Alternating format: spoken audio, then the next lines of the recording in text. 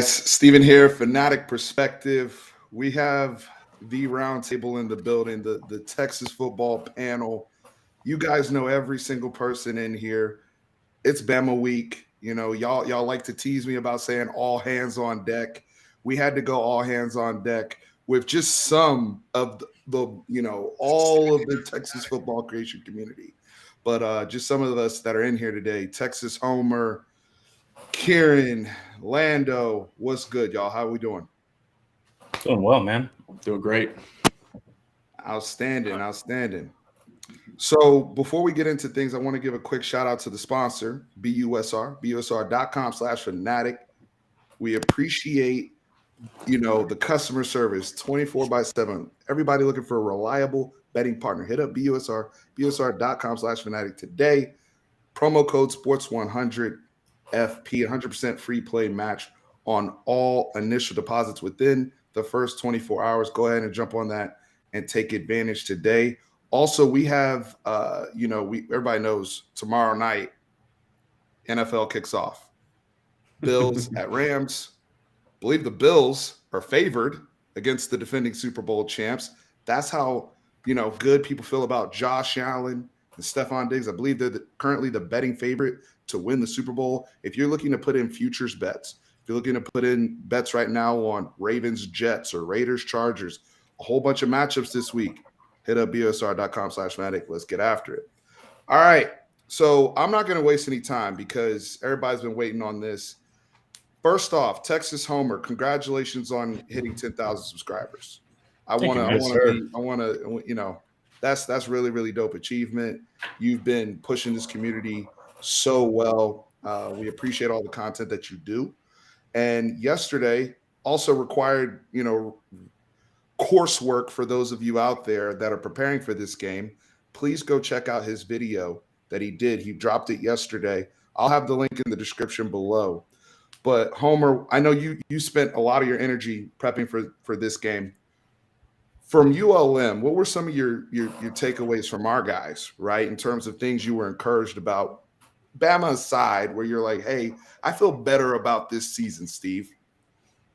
Special teams was really awesome, man. That was cool to see, starting fast early on defense. We always started fast early on offense. I loved how well everyone kind of played together. Defense, when there was a mistake, say it's a missed tackle, everybody was still there to make the play. I think that was the biggest part. I think they were playing with more energy and more fire. We were kind of missing that. So, and then Quinn, too, struggles early, but then he's able to settle down. So to be able to make that tweak that quickly in game was helpful to see that he can kind of turn that around. So overall, I just like the energy level. We didn't always see that last year. And then, numbers-wise, success rate, right? Did you get half on first down, 2/3 on second down, and then get all you needed on third down? We were 49th in the nation. That's in the 98th percentile. So you keep kind of playing like that, man, on offense. That means you're staying on schedule. Those kind of things are exciting. Yards per play was good. EPA, expected points added, was 98th percentile. So a lot of really good offensive stuff. Yards per drop back was 89th percentile. So actual numbers stuff, I was encouraged by as well. But overall, it was just that we came out on fire. When we did have bad plays, we were able to adjust. I thought Sark's play calling was able to adjust early too. So that's what I really liked. I liked how it seemed like they were much more focused and kind of committed to helping each other. Kieran, jump in. I love the way. There you go. Go. Can you guys hear me? Yeah, we got you now. Okay, yeah, sorry about that. Yeah, I would just say I love the way the guys played. Running to the football was probably the most exciting thing I saw from the very first play of the game. Everybody just gang tackling. I mean, it's something that I don't think we saw any of last year, to be honest with you. But also, I mean, checking the stat sheet at the end of the day and seeing that we didn't give up more than how many rushing yards did we give up total? Like 87, something like that. I don't even know how many. It wasn't a lot though, but their average yards per rush. They didn't have a rush longer than 7 yards in the game. I thought the defense went out there and performed the way that they're supposed to against an opponent like ULM. So it was a pretty encouraging sign. Yeah, 144 total, but we also pulled our guys in the third. True. So most of their rush play, but again, ones versus ones, we did good there. Yep. Lando, what are some of your takeaways, things you're encouraged by? More of the same for me, man. I don't want to echo exactly what these two guys just went over, but the Quinn thing was first and foremost, obviously, seeing him bounce back and settle in. And I just saw a lot of really encouraging, exciting things. All the stuff with the arm talent was already kind of on display a little bit. So that was good. I loved Kieran's point talking about the speed defensively, flying to the football. That was something that we weren't accustomed to seeing a year ago. Freshmen flashes, guys like Jalen Gilbo immediately pop off the screen, just seeing him playing at 100 miles an hour. I think if you ask the Texas coaches why they love him so much and why the fans would also kind of echo that same sentiment is you're seeing him. There's zero hesitation with guys like Jalen Gilbo, and that's why he's been, made such an impact in fall camp, and just seeing him pop, so playing aggressive and playing fast now that all the guys that are returning on that side of the ball, particularly up front, which is where I'm sure we're going to cover in a little bit, Texas may have some advantage, if any, this Saturday against a less than maximal Bama offensive line, right?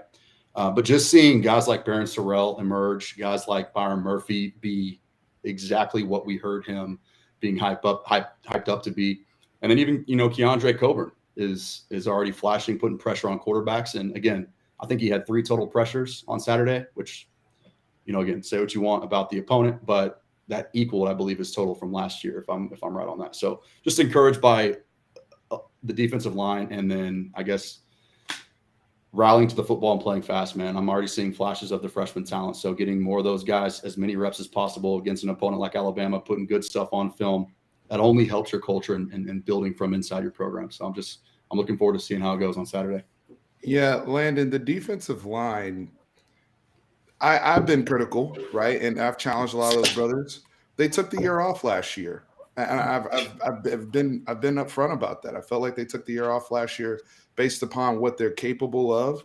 So to see the energy, to see the improvement from guys like Vernon Broughton, Barron Sorrell, we've been talking about since spring what physically they look like, body-wise. Keandre Coburn, guys just looking like they're in better condition, better shape, and seeing them develop physically.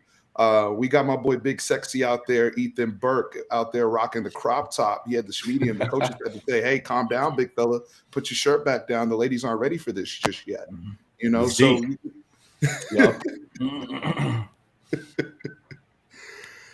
guys, I just wanted to take that moment to tie a bow on ULM. But I see everybody talking in the chat, and I appreciate y'all here. Hit that like button, subscribe. Y'all know what to do.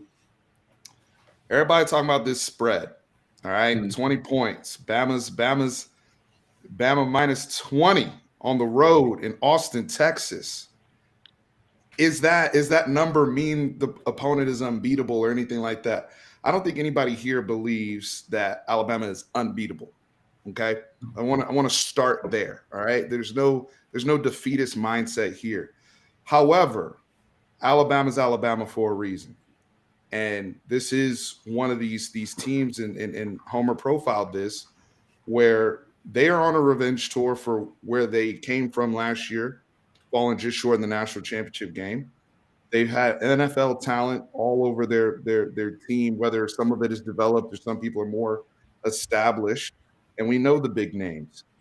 One of the things we want to see from Texas is matching that intensity and not being intimidated.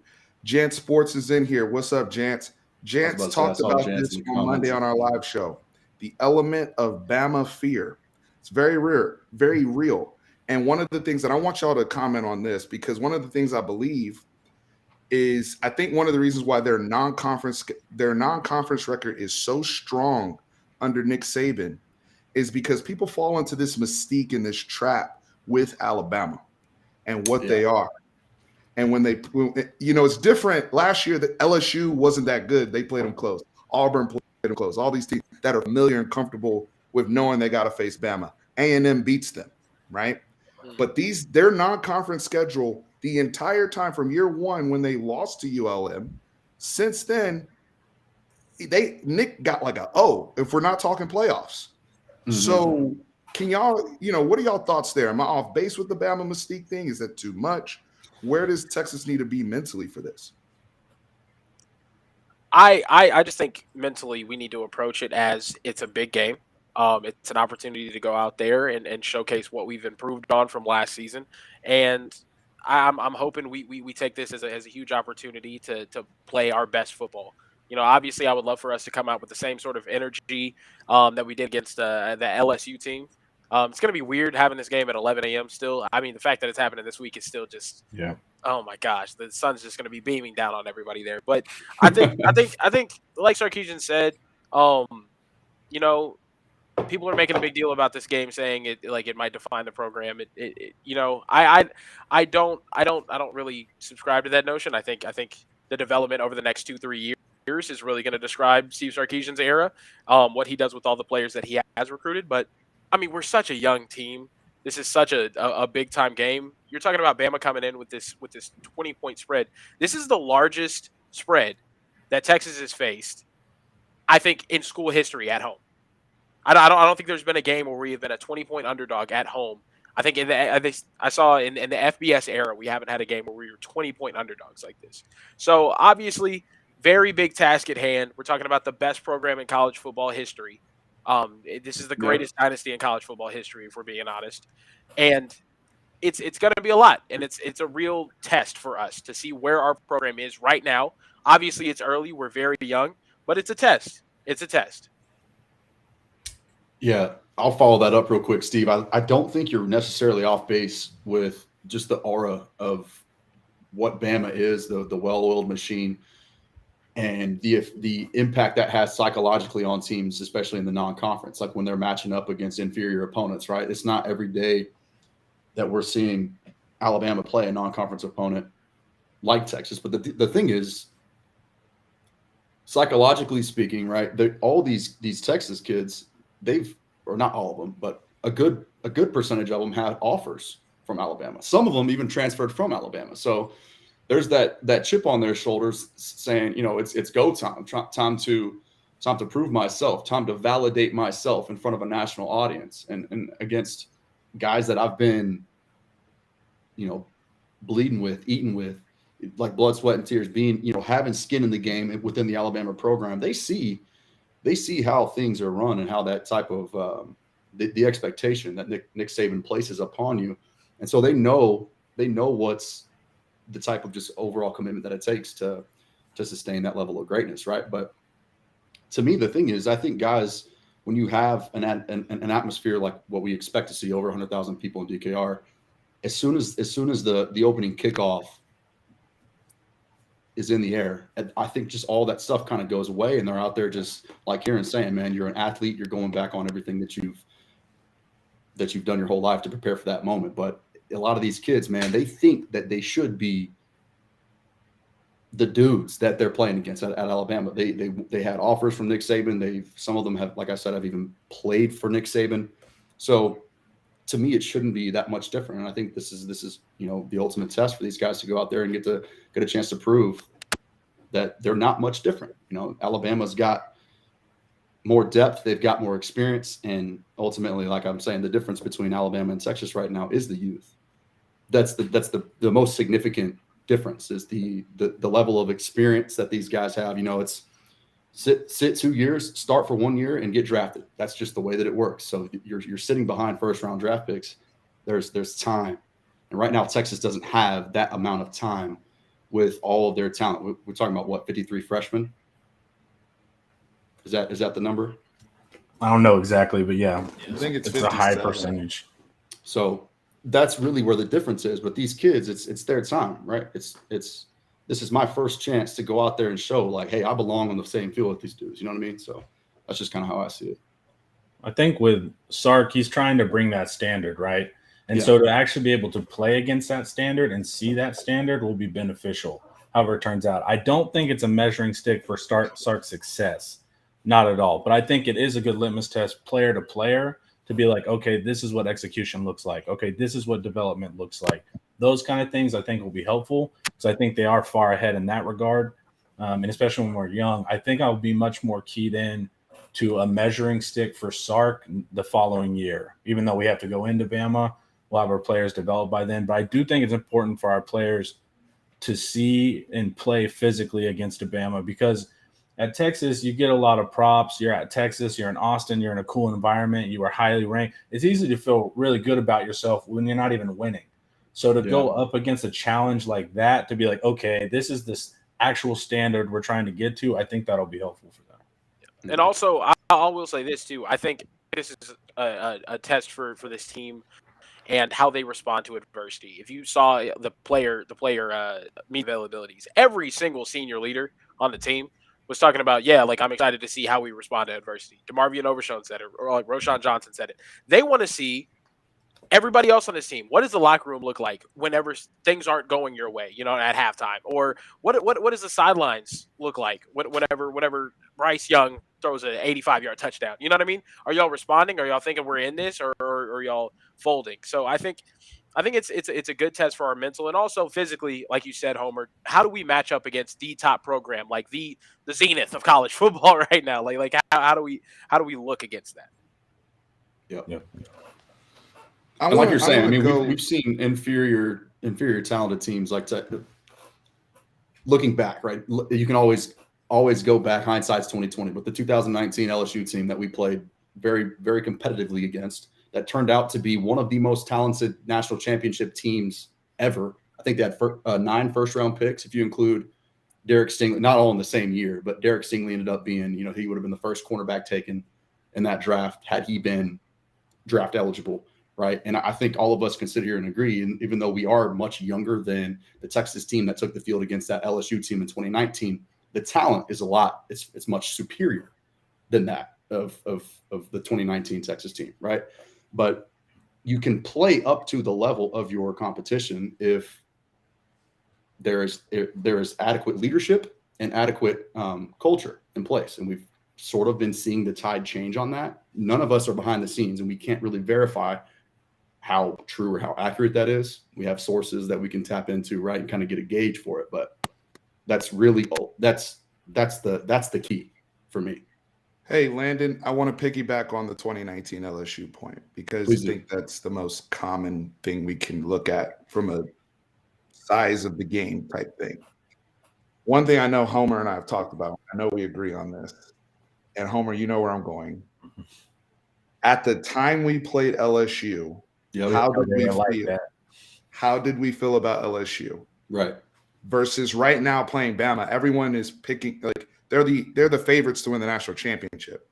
So Homer, I don't know if you want to elaborate just on the mentality of, what it was then versus what it is now. I have a theory that early in the season, before teams know whether they're good or bad, they have a higher chance of upset. So that's why I think with LSU, we played them so close because no one knew they were going to be like that. I mean, we knew like after we played them, everybody in Texas was like, yeah, Burrow's the real deal. But we had no idea that they were going to ascend to those levels and just go through everybody. I think Bama is where the Bama mystique kicks in. And so it's like we know Bama's good. We know they're picked. And so I think psychologically it's a little different. LSU, we were just like, hey, this is a rival from a guy from the next state over that we want to beat really bad in a lot of recruiting battles. But we did not know what they were about to do. Alabama, we're pretty sure what they're about to go on to do. LSU had one game of modern offense heading into that game. Right. One game of film against Georgia State where they actually showcased a modern offense. Joe Burrow threw 6 touchdowns, and we're like, well, it's Georgia State, so we'll see what happens against us.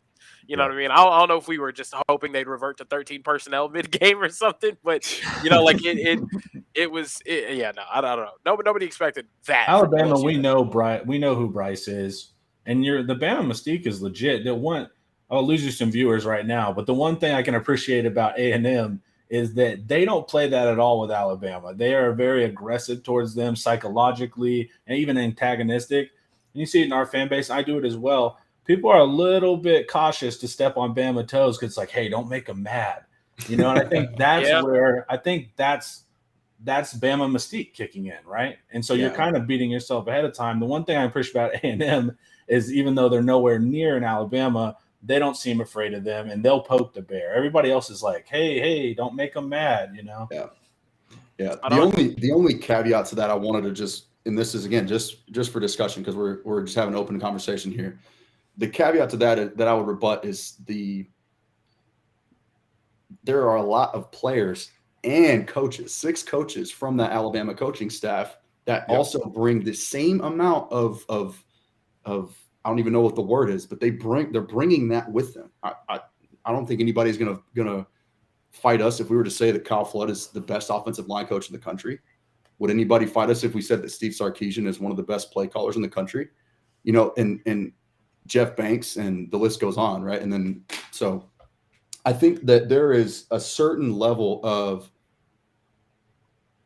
we believe in you from the coaching staff perspective, right? They have the ability to relay a message and kind of knowing the players, knowing what the coaches know about Alabama, that's going to give them a lot of confidence going into this game. And I can just speak from experience because, again, baseball and football are not the same thing. It's not in nearly the same level, but I've experienced the same thing. When I have a coach that tells me, hey, this is exactly how they're going to try and pitch to us. This is how they're going to try and be selective and offensively. This is what they're going to do in this situation.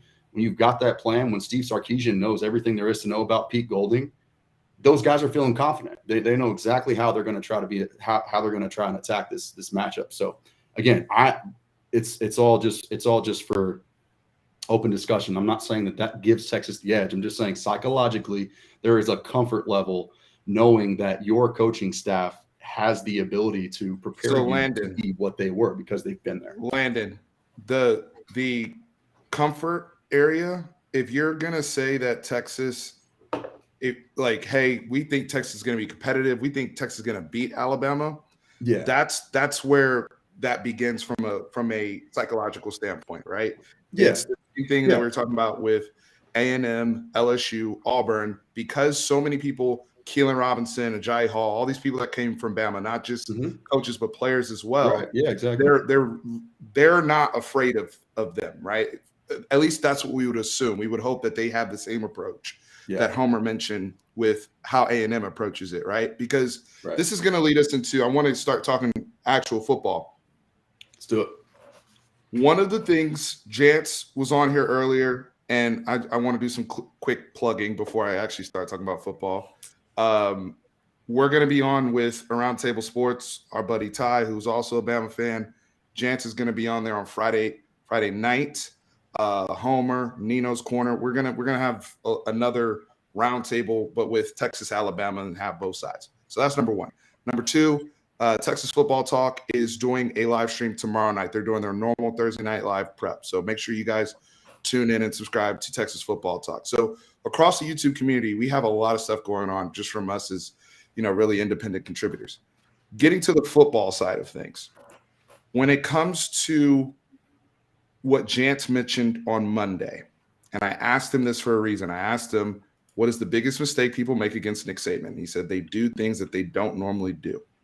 Either they get too aggressive, or they get too conservative, or they try to start mixing in things schematically that they don't normally do.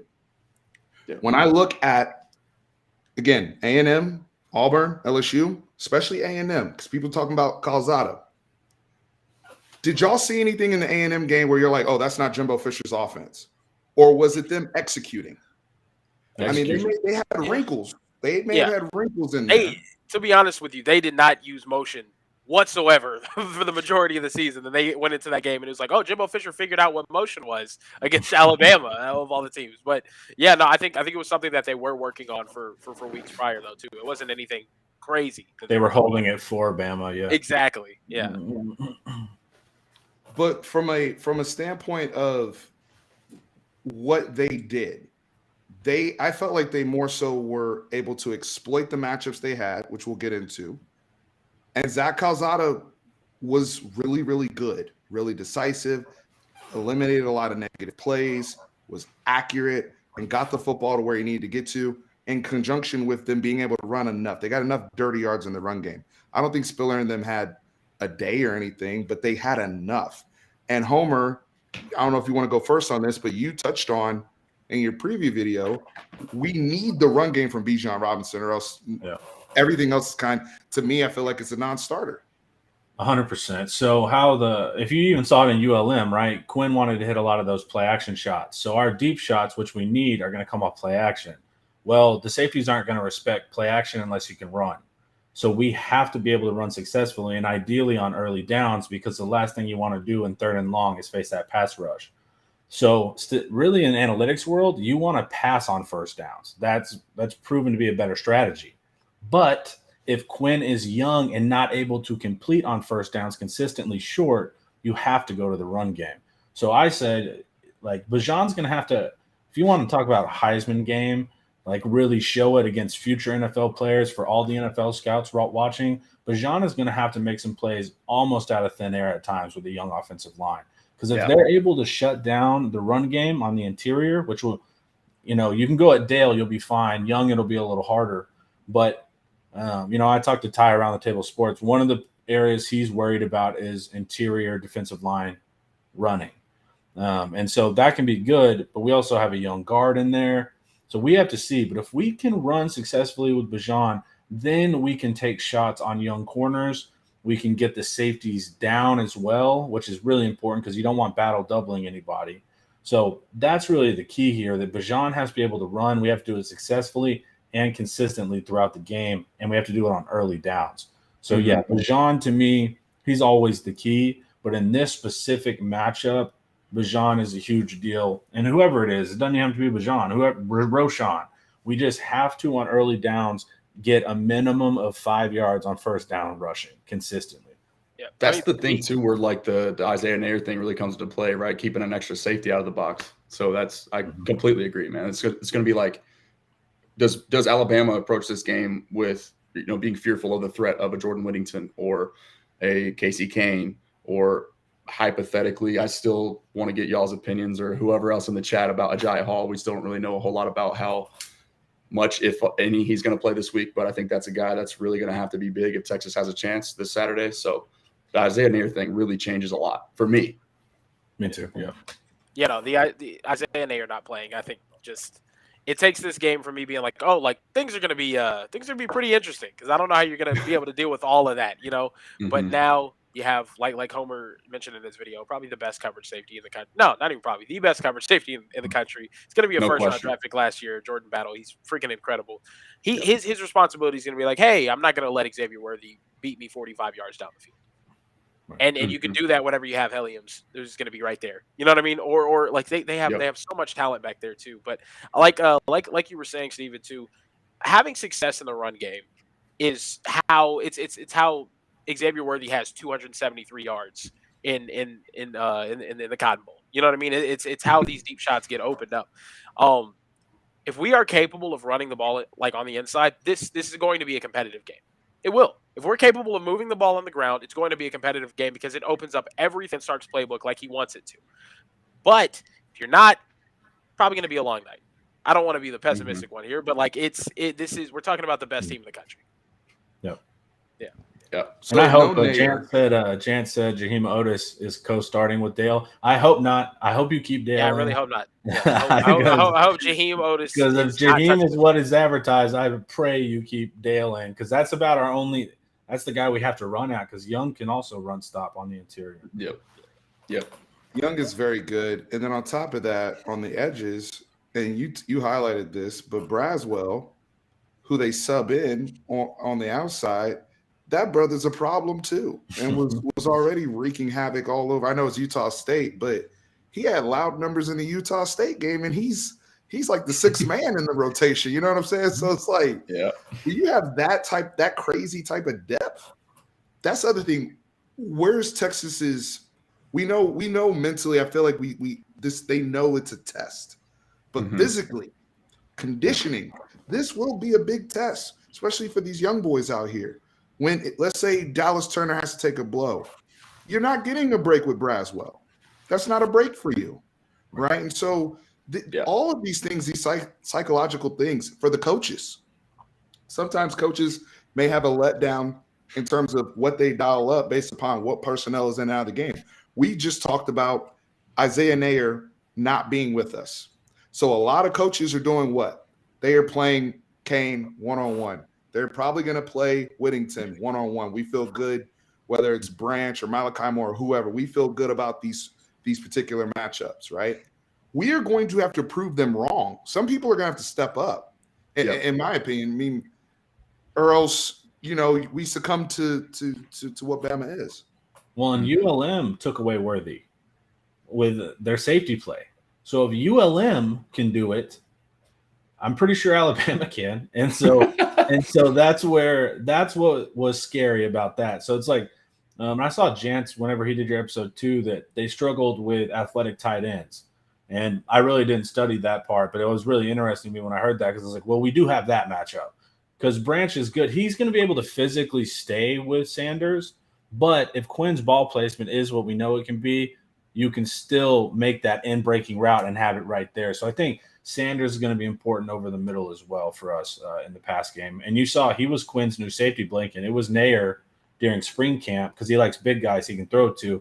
But you saw Sanders bailed us out on a ton of those like third downs and stuff. So I think Sanders is going to be a really big part of this as well.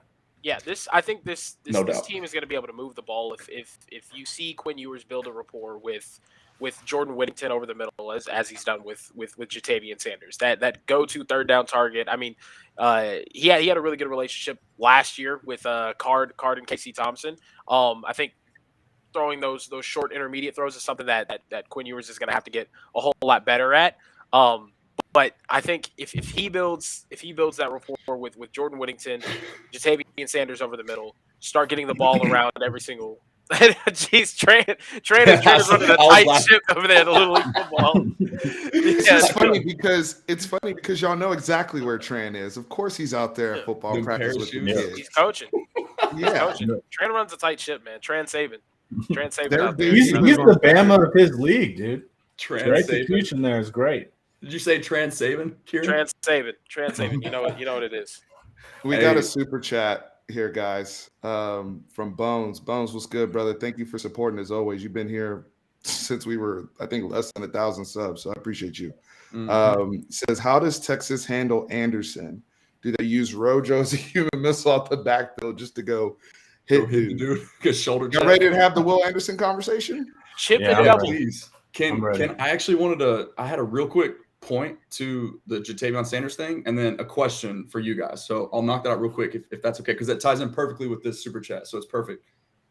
Did you guys see the Jatavian Sanders thing on the Quinn Ewers pass when he got flushed out of the pocket left, right? And everybody, that's one of the plays that's been kind of cycling throughout the Twitter sphere. Y'all know what I'm talking about. Where he pump fakes, knows where he's at, where the line of scrimmage is. Kind of half pitches. Yeah, out of like his peripheral vision or whatever to Jatavian.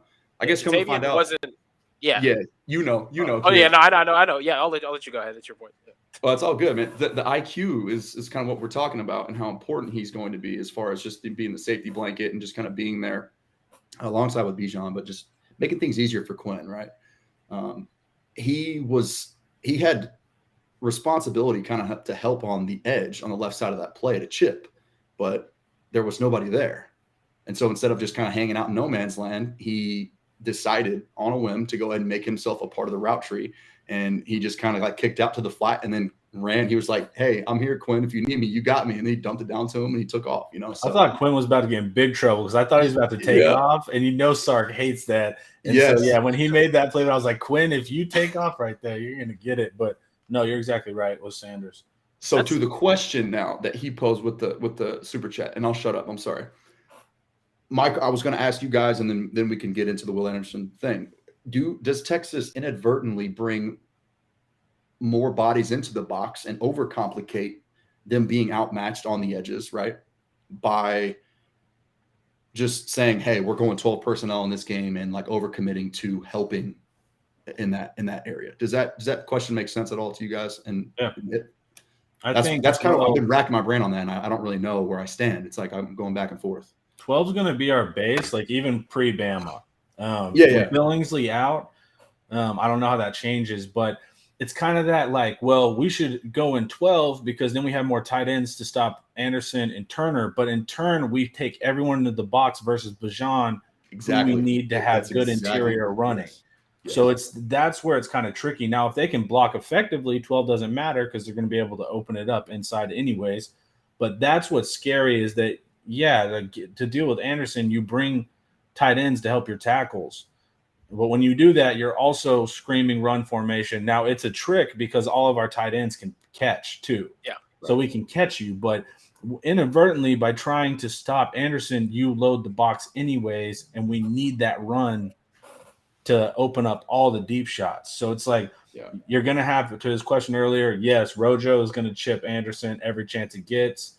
And if you go 12, you can have tight ends on both sides, because say you double up Turner or Anderson, well, guess what? Turner's over here with no double either. And so it's like you almost need the old school wing against these guys. But when you do that, you crowd the box for Bijan. And that's the thing too. I mean, if you look at LSU 2019, they run a lot of tight formations. It brings a lot of people in, but at the same time, when you have the personnel that we have, especially in 12, this is why missing Jaleel Billingsley hurts a lot though too, because you can comfortably go empty. You can comfortably go 4 out. You can comfortably go anywhere that you what want. I was kind of getting at. Whatever you have that. But I think it's going to be okay. What is Gunnar Helm going to give you? Obviously, he's probably your second best blocker behind Jatavian Sanders on the team. Is he going to be dependable enough in the pass game as well to get significant snaps? I just think 12 personnel has got to be your base, because you do need to help out against Dallas Turner and Will Anderson. Sorry, I don't want to leave either one of those guys on an island against Kelvin Banks or Christian Jones. But like you said, I think chipping and doubling all night, chipping and doubling on Will Anderson's side, misdirection, getting the ball into the flats as much as possible. So they have to respect that. Get them running. Running. Yeah. Move them or at the very least, just not being shot out of a cannon and rushing the quarterback, right? Keeping them honest, like you're saying, and just having that thought in the back of their mind. Yeah, but also another point about the 12 personnel thing, though, too. What we've seen, at least from spring game 1, Quinn Ewers does struggle a little bit throwing over the middle of the field whenever things are getting crowded in there, whenever there's people that he might not be able to see. So it is a danger in the pass game to have all of those bodies bunched up in there if you cannot run effectively. So I think you're going to see a lot of multiplicity, and maybe we even switch to different personnel sets. Obviously, this is where like missing Nair, missing Billingsley hurts a lot, because you could run a 12 personnel set and it'll look like a 10 personnel set with the players that we have. But we'll see what happens. Kieran, quick sidebar. I want to jump in. What you just said about you were struggling over the middle, that is very common with young quarterbacks. I think that's one of where it's muddy, where it's not a defined read, where you really do have to go through some progressions and understand where safeties and linebackers are, where you can fit footballs, trajectories, windows, all those things. That's very, very where Quinn is already really good is when it's open, defined, and he can just rip it right then and there. Especially as he got more comfortable. I honestly felt early in the game it was nerves and rust, and I expect, honestly, over the next few games for him to get better and better and better.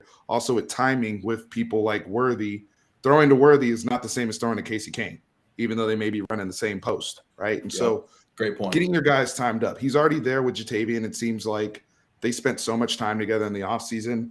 You can't tell me that doesn't factor into this. But one of the things I wanted to comment with the 12 personnel and how in their tight, this is where some of the things what Sean McVay and Kyle Shanahan and them do, especially Sean McVay with the Rams, he does a lot of tight, but he motions everybody like shit. And the other thing you'll see is Cooper Kupp with the Rams, and you'll see this tomorrow night when they play. On run plays, Cooper Kupp will come in almost like he's an H-back and crack down on an outside zone, right? Or any type of pull. But then they'll run that same concept again, but have Cooper Kupp wheel, which is then people are confused. People are always like, how's Cooper Kupp wide open? How's Cooper Kupp on a linebacker? Because of that same formation. They do that very often. We do. I'm not saying we have Cooper Kupp or anybody like that. That's not what I'm saying. But my point is those type of tactics are easy little quick ways that I've already seen Sark and them maybe potentially implement.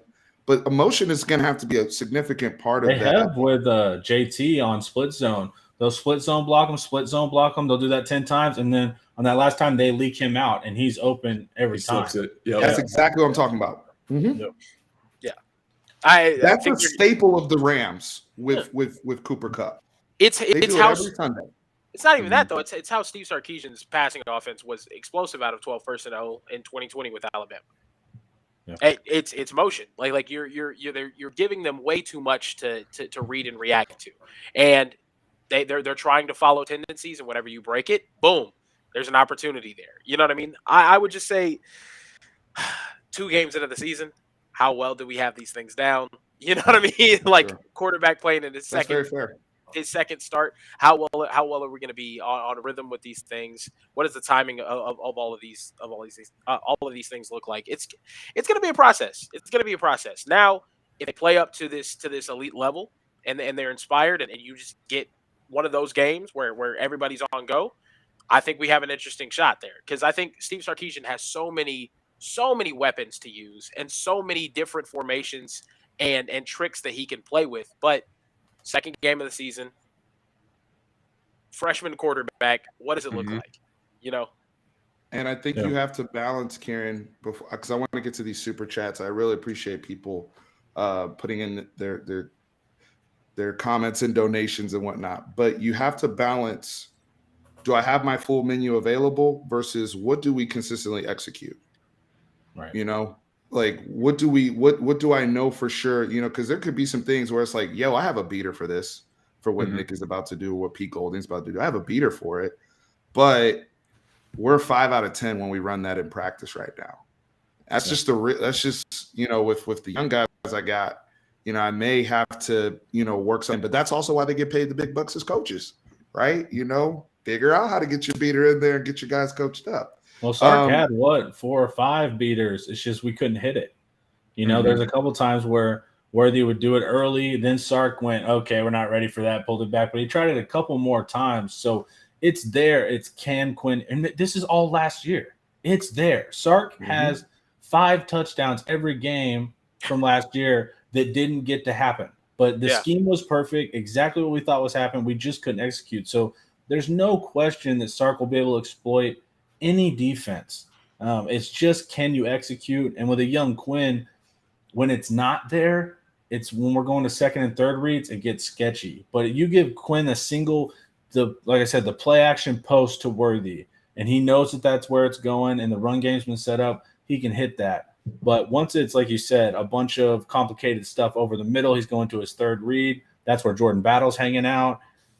That's where it'll be tricky. But single reads, if we can get it, especially like in the short game, which we have to do, if he knows pre-snap, nickel is outside alignment, I can throw the slant. We're gonna be fine there. That's that kind of stuff. But once it starts getting into the deeper part of the offense, you're talking about a full menu. We don't have the full menu right now. Yeah. Texas You're going to have those options too in the vertical passing game, knowing that Bama likes to run man coverage across the board. They'll have to shade probably Jordan Battle to Xavier Worthy's side, I would imagine. But it's going to be, can Quinn put the ball in a bucket, you know, over the top to a secondary receiver? And I like him outside. His outside, even in high school, his outside throw, single read, that stuff is elite. He's always had a little bit more issues over the middle. It was a flip between him and Card. Card's really good with the over the middle stuff, especially pre-snap. But Card really struggles outside deep. Quinn is the total opposite. So if Quinn knows he has the one-on-one with this corner and he knows they're going, Quinn will throw that every single time. Hey, Texas Fight, thank you for the super chat. I did do a wellness check on Billy. We told him we loved him. That was a rough night. Yeah, what did Billy say? Because he was, remember at the spring game, he was hyped on BK. So what do you think game 1? He's still high on BK. He's, you know, Billy's a more practical fan, especially Billy's a new dad. You know, he's soaking things in a different tone than maybe us, how we would have reacted to this loss in his 20s. Yeah, I'll put it that way. You know what I mean by that. But with what Ellis, that he still went through a lot of trauma that night. Yeah, dude. He went through a lot of trauma. Yeah, that's brutal for a fan to go through those ups and downs. Bro, get a fumble on the goal line. Go from almost losing a game-sealing touchdown to going 99 yards down the damn field and winning, and losing. Yeah, terrifying. Absolutely. Yeah, that the ups and downs of that had to be crazy for you LSU fan. Yeah, Lando will be right back, guys. I'm just jumping through the super chats right now. Thank you, Bishop Franklin, Dr. Newkirk Jr. Guerrilla warfare is a must. Absolutely. You know, hey, we're playing football, hat on hat, physicality. We talk about SEC matching up. We actually believe there's some opportunities for us to win some matchups interior. We feel like our defensive line has woken up this year. So, hey, we've shown – this is one thing I will give credit to Tom Herman in the past. Physically, in games like this, they were ready to play. Yep. Okay? And Never one got of the pushed things around. Yep. What'd you say? Never got pushed around. No, you never saw that. Yeah. And I also feel as though, whether you want to pick it, the USC games, LSU, whatever, Georgia, he also never really veered away. He had stuff dialed up for those guys, beaters specifically for what they were trying to do. But we really did run our offense. We really we came in there not trying to, we came in there more with the mindset of we're going to be physical. We're here to kick ass. Right? QB power. So, that was no, it was bad, but it does show you that he was like, we're not scared. We're going to run it out of Georgia. Not scared. Yeah. And so that's what I did appreciate. It didn't work out, but it's still that confidence to be like, yeah, you're Georgia. Yes, you have a great D-line. We're still going to run it at you. So you talked about we missed 5 touchdowns it's crazy the amount of touchdowns we missed. Everybody knows Kieran did the video on Twitter. Make sure you're following on Twitter. You're missing out. Kieran did the video on Twitter in the 90-second clip from last season. We saw the missed shots against ULM, right? No disrespect at Quinn Ewers or anything, but again, they were not executed. That's the point. And that's why people, my man Mark, who commented, and I saw your follow-up comment, Mark, and I do understand where you're coming from when I kind of push back a bit again about the kitchen sink comment about, hey, Sark has to come out there with a kitchen sink against Bama. My whole thing is this, and I agree. We're probably going to have some goal line things that you haven't seen before, 2-point play that will be prepped for Bama. There's certain things you always have prepped for the opponent. But with the way Sark calls plays, even when we're running vanilla, okay, we got beaters for days. Like, we have kitchen sink every week against people. Yeah. Every week we like ULM, if we execute the throws, people are going to say, oh, wow, Sark pulled out the kitchen sink against ULM. No, that's just what we do. There wasn't a game last year other than maybe the Kansas State game where I could say there wasn't a play where there's a wide receiver running wide open downfield 40 yards. Yeah. Like 40. There wasn't a single game. Arkansas happened. Tech happened. We missed even our worst losses. Iowa State. Xavier Worthy got missed running wide open 50 yards downfield twice in that game. You know what I mean? Like he's going to be able to dial up some. Sark can create coverage busts. They'll be there. It's just can you execute? Exactly. Paxton, I'll put his Twitter handle up here in a second. I'll put everybody's contact here in a second. Mike Gosnell, super chat. Can't understate, how crucial our third down packages will be using Overshown as the spy. This is what I really wanted to get into. Yeah, go ahead and take this, and I'll pull up the handles. Go ahead, Kieran. Yeah, Homer said something interesting a little bit earlier today. He's not sure about running Bryce Young that much against Utah State was a surprise to me. I think their offense is insane.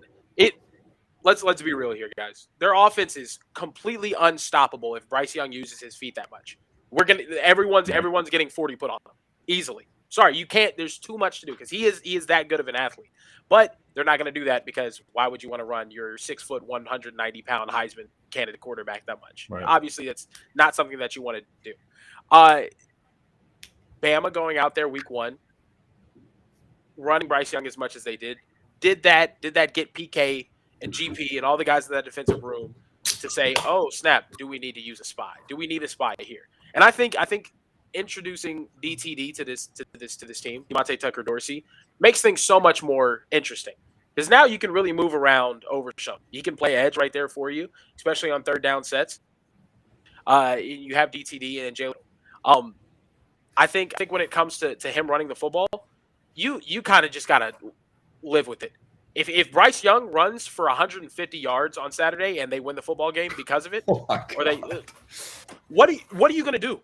I'm sorry, he do the same thing that every single defense in the country, other than maybe Georgia. You're not stopping that. If they want to run him that much, that's just gonna be what happens. I don't think us wasting Overshown with the spy, essentially taking him out of the play right there is not. It's not going to be conducive to a winning strategy. You got to live with that. Yeah, that's what I thought maybe. Yeah. So they ran Bryce so much, and really there were some play breakdowns, but But Sark mentioned in his presser, wow, they ran Bryce a lot. And I hope that wasn't bait to be like, hey, let's burn a spy on third down when we need coverage. He's going to be, technically there's going to be an under route near him, but he's going to be focused on Bryce. So it's like, to me, maybe they are switching it up and just saying, hey, Bryce, we're not comfortable with the O-line. We learned from last year. If it's not there, you need to go.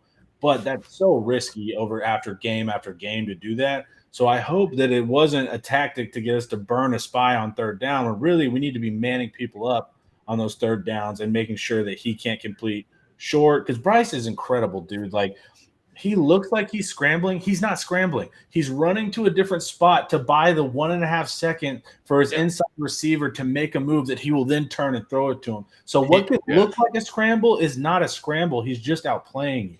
I mean, look at the first drive of the game. Platform for a different window to throw. Dude, he will dead leg a defensive tackle, cross him over, just to find Trayshawn Holden down the field. Yeah, he's not going anywhere. He's just like, in 0.76 seconds, I know that this guy's going to be open. So it's like, when he takes off, half the time he's not taking off. He's just getting to a spot where he knows he can make the throw.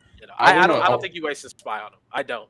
Yes. I don't either. I wanted to add one more point to that, Kieran. Thank you for bringing that up, because and again, if anybody disagrees, feel free to chime in the chat. But I think when you're finally getting to a point to where you feel like you might be unlocking DeMarvion Overshown, allowing him to use his greatest asset, which is his speed and athleticism off of the edge, right? Playing fast. I don't want to ask him to all of a sudden now, hey, go be a spy and neutralize that number one asset for him, which is his speed, right? And playing flat-footed and trying to kind of guess. I just want him to go. Just go be an athlete, go make a play. That's it. Yeah. Especially against the O-line that's a little bit questionable. Yeah. Also, Burrow was throwing from the pocket, my guy. Yeah. This is totally different context. See, guys, just look, I know the numbers may look similar, but the way Bryce Young is creating what Homer and everybody here is talking about, he is a playmaking quarterback, okay? He can use his legs. He chose to use his legs last week for certain breakdowns. But what we've seen from Bryce Young, he is creative mentally in how he's seeing the game, right? So he knows, I got my legs to get me out of this, but I'm running with a purpose to get, this guy coming to the sideline 25 yards downfield that I'm about to hit. You even saw it against the Georgia game where he, sees something and the game is moving way slower to him than it is for everybody else. That's what's going on. Mm-hmm. Because he's mentally at such a high level. Conditioning stuff like his whole life. Yeah, and like I said, I cannot stress this enough. If Bryce Young wants to run the football 15 times in the game, he might get hurt, but also he's gonna be successful doing it. He's the best quarterback in college football. If he decides, hey, look, I'm going to start using my legs heavy this season, he's taking that risk. Alabama's taking that risk, but also it's not stoppable. There's no guarantee the spy is going to tackle him anyways. Exactly. Exactly. That's what I'm saying. You're wasting a spy. You're wasting a player right there. Like, my thing is, I'd be much more comfortable having DeMarvion Overshown come off the edge and just be like, hey, be an athlete, chase his ass down if he tries to escape from the pocket. I'm way more comfortable with that than sitting him in the middle of the field while Trayshawn Holden's running by him, while Latow's running by him, friggin' Christian Leary's catching a ball 5 yards down there. No. Try to cover those guys as much as possible, because if Bryce Young has time in the pocket, period, he is going to hit guys. Then that actually leads me to the point that I wanted to make too. If you can't get pressure on Bryce Young, he's going to torch you. Doesn't matter. You saw it happen with Georgia SEC championship game. They weren't putting the emphasis on getting pressure after him. What happened? He tore them to shreds. In the championship game, they were like, okay, we can't get pressure with our front four against their offensive line, even though it's not a crazy offensive line. We can't get pressure immediately on that front four. We're giving him a little bit too much time. You know what we're going to do? We're going to blitz from different sides. Let's blitz the shit out of beginning of that game, it was insane. They were sending everything at Bryce at the beginning of the championship. I mean, it looked like Engage 8. It went full Madden, dude. Yeah. Hey, you have to play him like that sometimes. And that's why I do like what Texas is like this year. But I'll let you go again, Lando. No, I didn't mean to interrupt, man. I'm agreeing with you, because you saw the philosophical approach was completely different in the SEC championship game last year with Georgia and the actual national championship. It was at first when they got torched and it was, hey, let's kind of contain the pocket, let's muck rush a little bit, we'll have a spy here and there, and let's play back. That's how you get picked apart by a guy like Bryce Young. What do? Like you're talking about, completely different flip of a switch in the title game. Said, we're going to go attack him, play fast, get downhill, different stunts, different blitzes from different areas. The problem is really he's still going to get you when you blitz him. So here's what happens. People are like, we're going to heat Bryce up. And then Bryce beats the heater and he throws a touchdown. And they go, oh, we're scared of him now. We're going back to conservative. Yep. You have to keep kind of chipping away at Bryce. You're not chipping away at Bryce. You're chipping away at that offensive line. Bryce is going to make plays. Like I said, 86% of the time he can pressure, or 86% of the time a pressure will not sack him. He's that effective and elusive, but they still gave up 35 sacks. So you can get there, but the trick is when you heat him up in the beginning, he's not dumb. Alabama knows that we're going to heat him up. So they're going to have beaters. He's going to have hot routes. It's to not get discouraged because really you're not wearing down on Bryce. You're trying to wear down on offensive line. And that leads me to my next question. Where do you guys see us getting pressure defensively against Bryce Young in this offense? I have a couple of ideas, but I want to hear what you guys think first. Talking about what position? So where are we getting it from? Let me chime in here real quick because this actually takes me right into the point I wanted to make. It was so important that I wrote it down about X factors. So Homer made the comment that Bijan's going to have to make Heisman level runs in order for us to consistently have our run game going and help the team, right?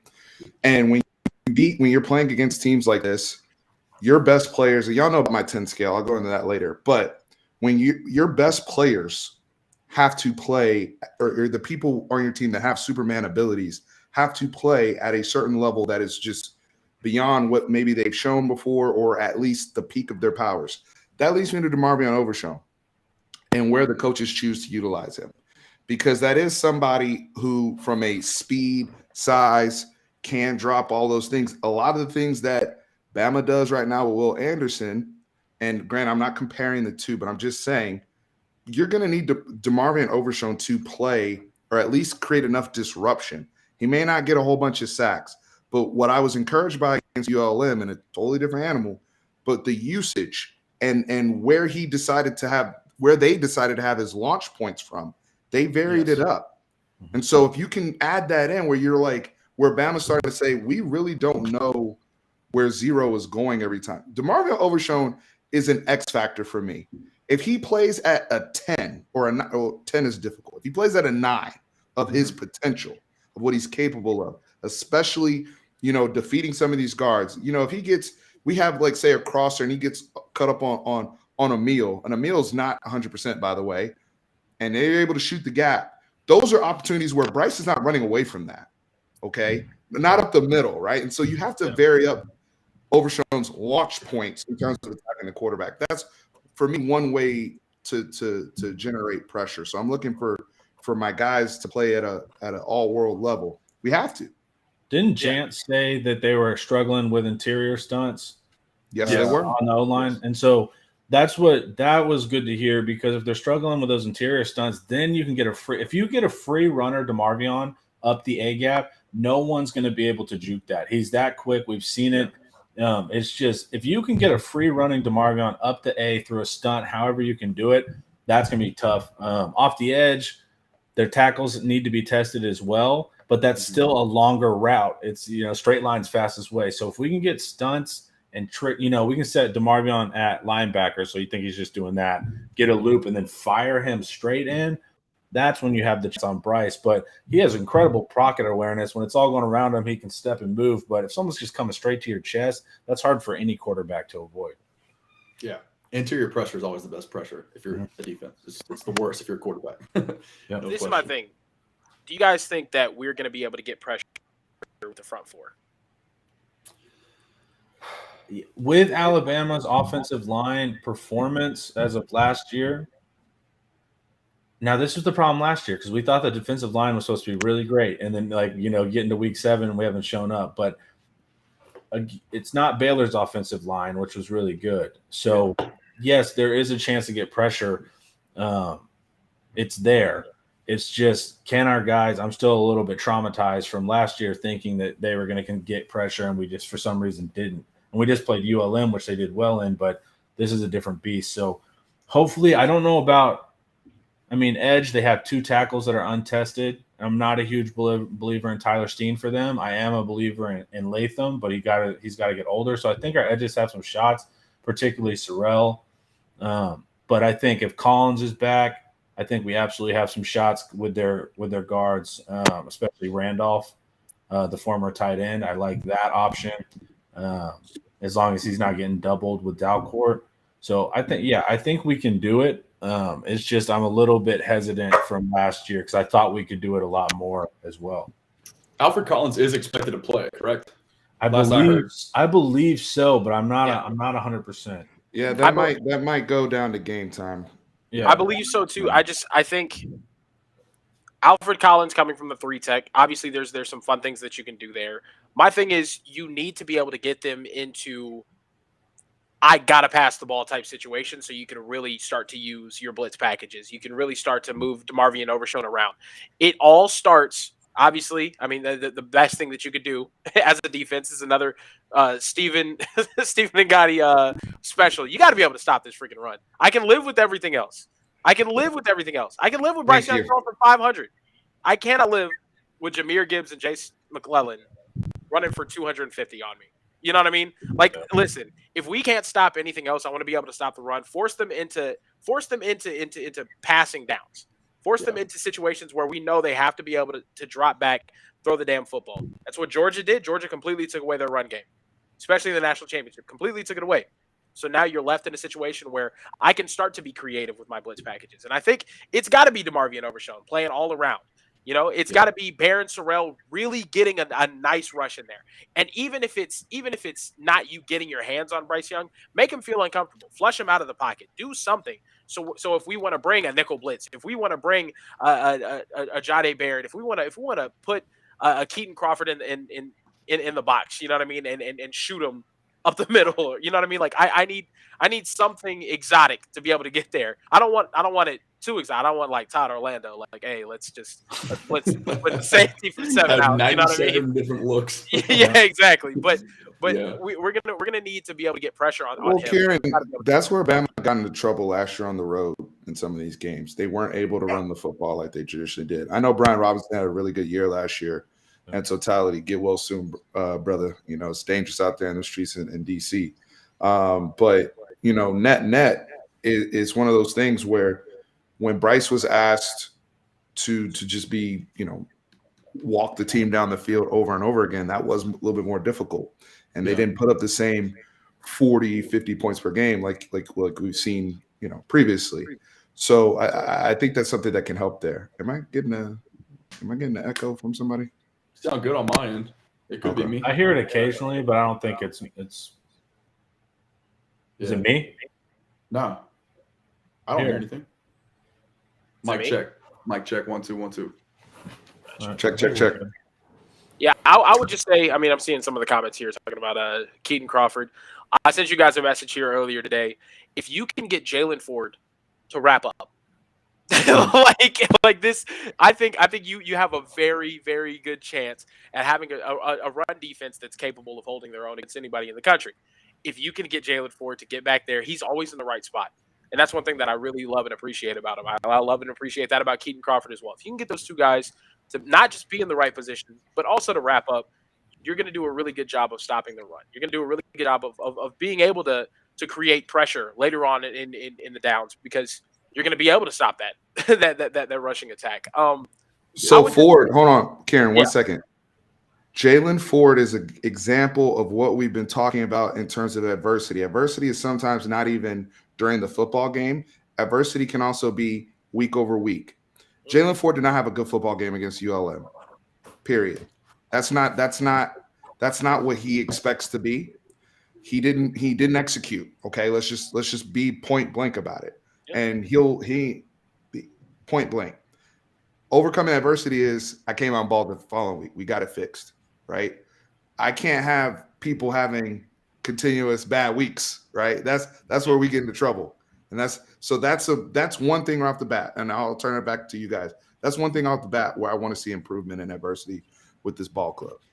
It was last year, man, is we didn't see that development week over week.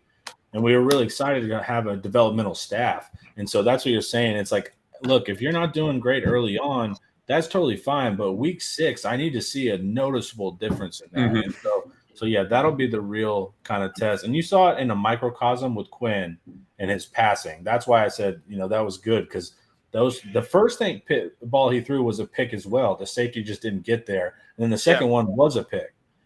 But he quickly, and also Sark shifted down the offense and said, we're throwing short. But I hope that little small span is talking to a wider trend of that we're able to develop kind of consistently throughout the season. Because, yeah. I mean, I love Sarkisian's confidence in Quinn though too, to be like, hey, look, first pass attempt, we're gonna let you launch that shit 45 yards down. Like not, it wasn't any sort of like, hey, we're gonna get you comfortable, we're gonna get you in rhythm. No, it's just like, all right, bro, let him swing. You know what I mean? Like I thought that was a pretty wild. Kieran, you see, I mean, that safety, granted he threw it late, but you see the priority of the safety. Yeah, no, he's in a dead sprint. He, like, if you go back and look at that, they have the overhead camera. He is like the ball's back here. He's the thing is now Xavier Worthy has a reputation, guys. Yeah. This is how that's why Nair was. I don't want to keep talking about it, because we've all established, in order for Texas to overcome this, somebody's gonna have to grow up on the other side. Period. Right? That's the solution. And Jatavian needs to keep doing what Jatavian's doing. Just keep giving us that, and we'll be okay.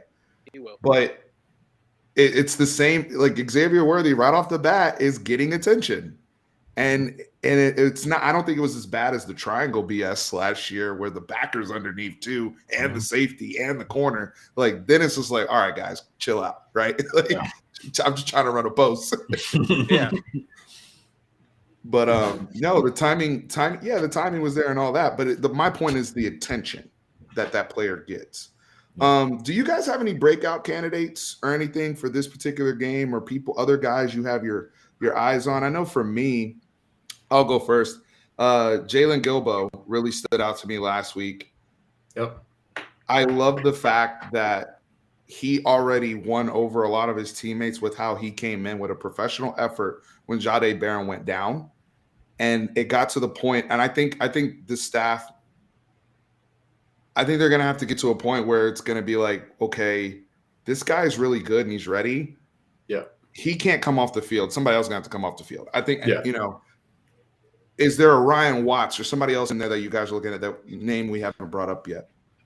I'll go first if you don't mind, Steve. I wanted to actually say that's perfect, man, because the Bill O'Brien MO, right, is a quick game. It's a lot of quick passing stuff. It's the pro spread, getting the ball out fast. And like if you just look at the ADOT numbers, the average depth of target from when Steve Sarkisian was the offensive coordinator there at Alabama with most recently Mac Jones, right? It was heavy run game with Najee Harris, and then it was play action deep shots. Like I think Mac Jones's average depth of target was like in the 12-yard range. Bryce is down to 8. So like that's more like think Tua Tagovailoa from a year ago when they had the questionable offensive line in Miami, right? They obviously went and added Teron Armstead. That's a whole nother can of worms. But the point is, that is the best way, like we're talking about, getting the ball out to the flat in the screen game, all that type of stuff, quick hitters. That's how you neutralize a pass rush. So if we're talking about Texas affecting and bothering Bryce Young, a lot of times, let's say, he throws the ball 40 plus times a game. If you pressure him 10 times, I think you're feeling great about that, right? But that's not always going to be a guarantee. So to me, like Steven's talking about Jalen Gilbo and Jahdae Barron, I think this is either going to be Jalen Gilbo putting the entire country on alert notice, and if he's able to hold up in one-on-one coverage with Jermaine Burton and who's their freshman, Kobe Prentice. Right. Yeah, Prentice. I think Nick Saban's going to try to attack Jalen Gilbo in the slot. And so all that quick hitting stuff, if Jalen Gilbo can hold up, he's either getting torched because they're going to try and attack that spot, particularly knowing that he is a freshman, right? Or it's going to be like, hey, I'm that dude. I belong out here, and the rest of the country is going to be put on notice. So that's the guy. That's the exact person that I'm keying in on too, Steven. And B.O.B. will do the option route. So it's like that's what's really tough for those slot corners or the nickels is that it does wherever you line up, you're wrong in the B.O.B. So it's like you line up inside, that's getting turned to an out. Yeah. And so it's just you got to be mentally strong as well. And you also just got to be aware these are option routes. So maybe you need to lie about your alignment. Mm-hmm. You know, maybe you need to do some things to trick because they're going to make you wrong regardless with what BOB does, especially with the slot option routes. Yep. I would say, I think an emphasis is going to be put on Jaron Thompson and Anthony Cook in coverage, especially over the middle. Good God, if they aren't ready, it's going to be a long night. It's going to be a long night. Trayshawn, seeing how much Trayshawn Holden's running over the middle, seeing how much Jermaine Burton is capable of not only beating people outside. That's a really dangerous matchup as well, though. Jermaine Burton versus Deshaun Jameson is going to be a wild matchup to watch. If Deshaun Jameson can win half of those matchups, it's going to be a solid game for us defensively. But I'd put the emphasis on these safeties being sound in coverage. You don't have to go out there and make interceptions. You don't have to go out there and break up every single pass, but you do need to be able to be in the area to make a play. Just be in the area to make a play, because I don't want to see everybody running like just running gassers at the end of the day, like chasing down another Bama wide receiver scoring a touchdown. I think that's going to be the toughest part. Gassers. Yeah, no, honestly. And I will say this, though, too. I think as far as breakout candidates are concerned, I think Jalen Ford can have a huge game if he's capable of getting some tackles. And I know a lot of people are on Jalen Ford's right now. I know a lot of people are coming to Jalen Ford's neck right now because he didn't have a tackle. But can you guys hear me? Yeah.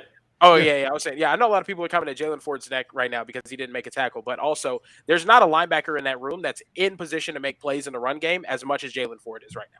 There's nobody else. He just needs to play better this week. Exactly. He's finish the play. And the Gilbos, like y'all said, I think didn't Bryce missed a nickel blitz or something off the edge, weak side, and they got him, right? I think that was his only sack or whatever. Or there was something that Bryce did that I'll have to look again. I might be wrong, but there was something where Bryce called the protection wrong and he almost got his head knocked off, or they did get him. I can't remember if they had the sack or not, but that will be really helpful if we're able to send people off. If Bryce is able to mix, because he's calling his own protections. Yeah. I'm not 100% sure where Quinn is at with his protections, because that's going to be scary as well. But did y'all see Quinn calling protections? I did not. I did not. So I don't know if it's still the center calling it or if Quinn has the ability yet.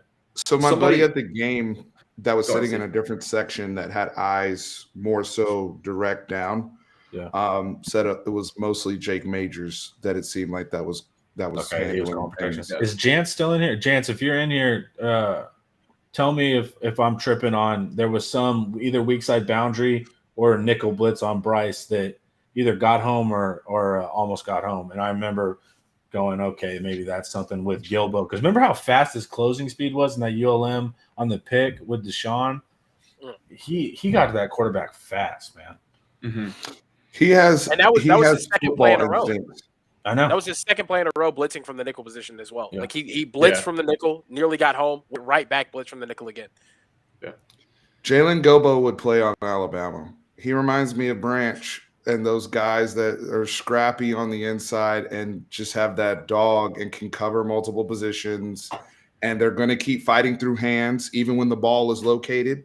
We saw this happen a lot in college football this week, right? Where guys and there's certain guys that stop and just focus on getting the guy on the ground. There's other guys that know how to, continue to push the ball out and fight through. Hey, let's see how strong your hands are. Jalen Gilbo is one of those people that's not going to concede in contested catch situations. I love that because we've really lacked that from a lot of guys, over the years. So, and Edward, by the way, thank you for your super chat. I missed you earlier. I saw your comment. Really appreciate it. Cheers. Thank you. Did you have a breakout player, Homer, or anybody else that you have eyes on that you're thinking about that could have? It's matchup dependent. So, like people with opportunities, I think Sanders is still technically waiting to break out, even though we've all decided that he's going to. Sanders is somebody that I'm always watching to break out. I want to see what Kane and then, of course, the legendary return of Hall can do against the second corner. Because if it is Arnold, he's an awesome athlete, dude. Like I showed in my video, that dunk was Arnold, but he is young. So honestly, it's wide receiver 2 that matchup wise could do some breakout stuff. Even with Kane, Kane's not going to burn you, but Kane will moss you.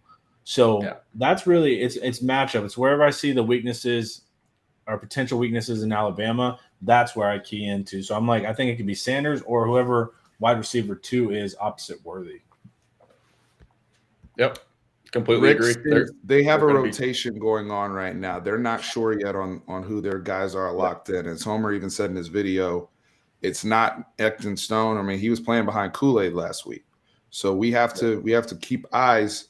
Jance has told us last week on Monday's chat that they're still figuring that piece out. That's still something that's happening for Bama. So I thought it was going to be Kool-Aid on one side and then Ricks on the other. What was most interesting is when they said it was Kool-Aid or Ricks, and then you had Tyrion Arnold and Kyrie Jackson.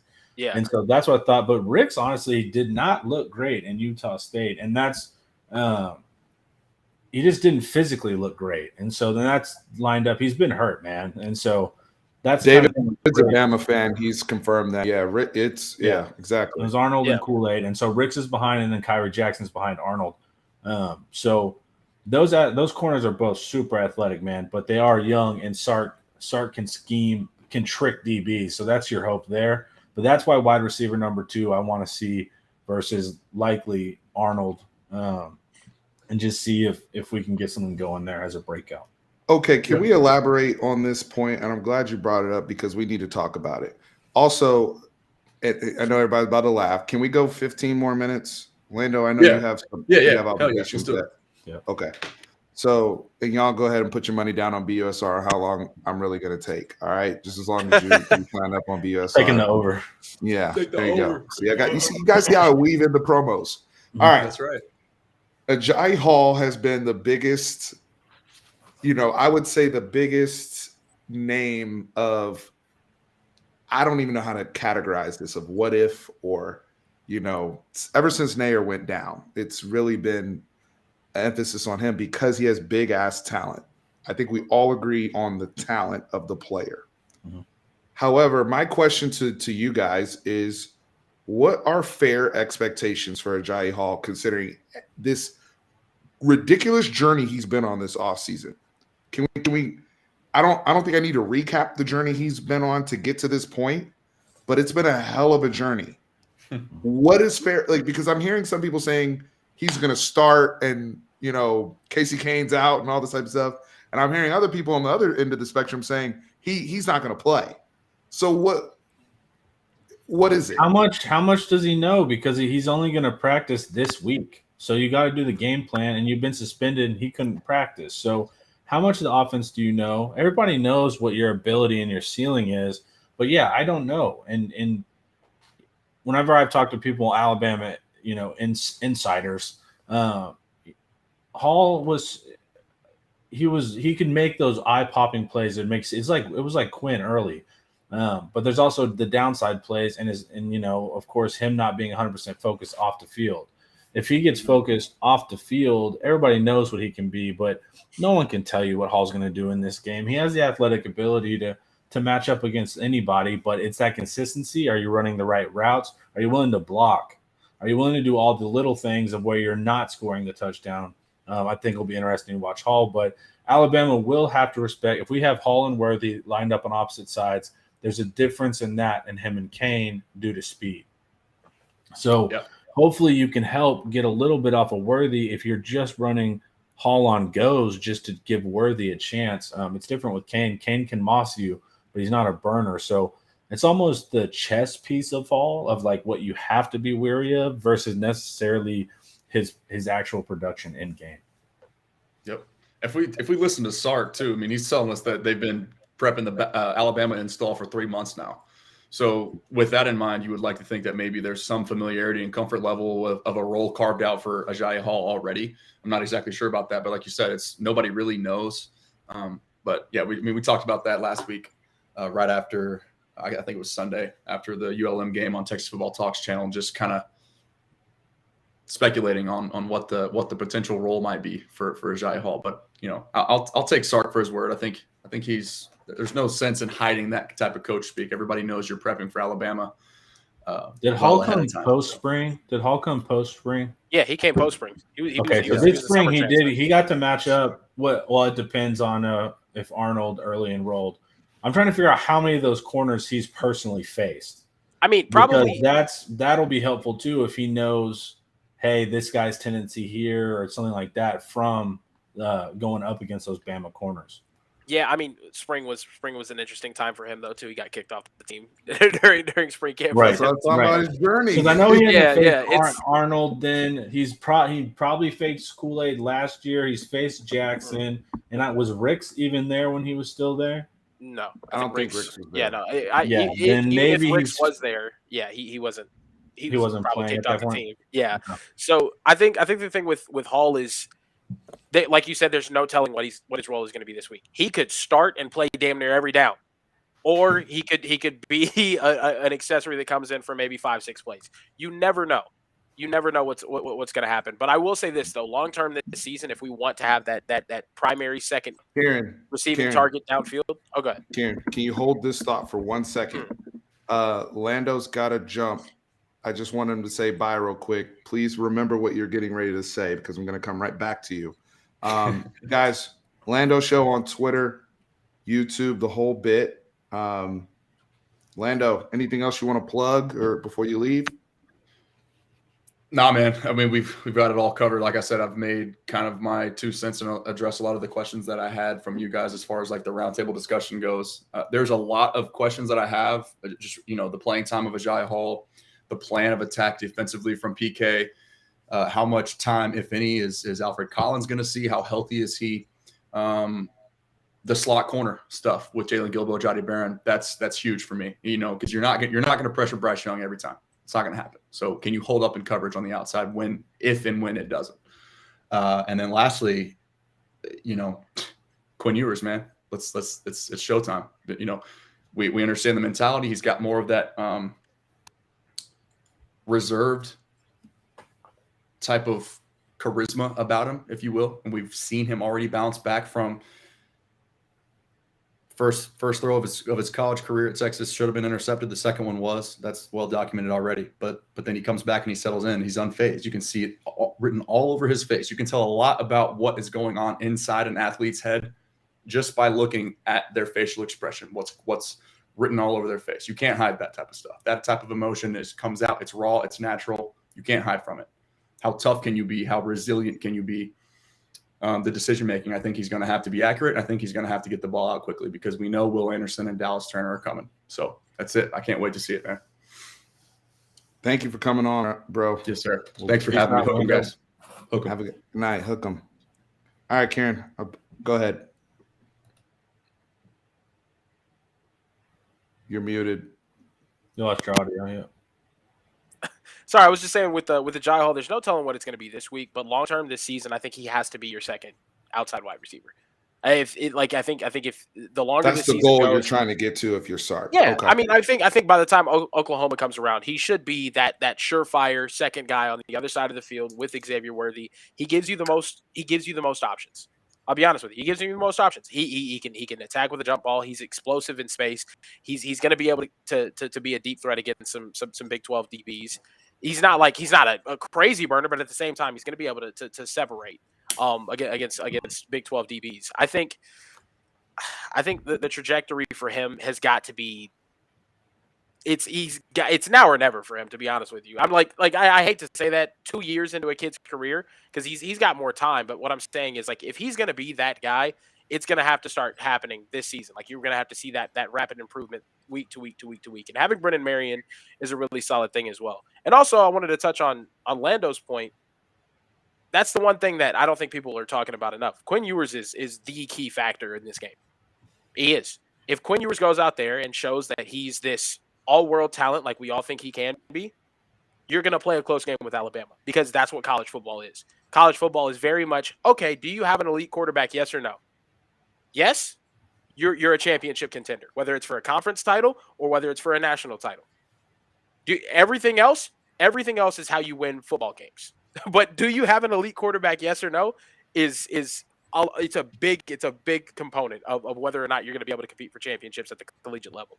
Unless you're Georgia. It's crucial for Quinn to see this too, to be like, see good safety play, see young but athletic corners going into conference, because ultimately this game doesn't matter for winning the Big 12. But I love that Quinn's able to see, okay, these are what, because you're going from, you had a couple months at Ohio State, but you're going from South Lake Carroll over a year ago. You need to see what plays you can actually make, because he tried it on ULM, dude, with that pick.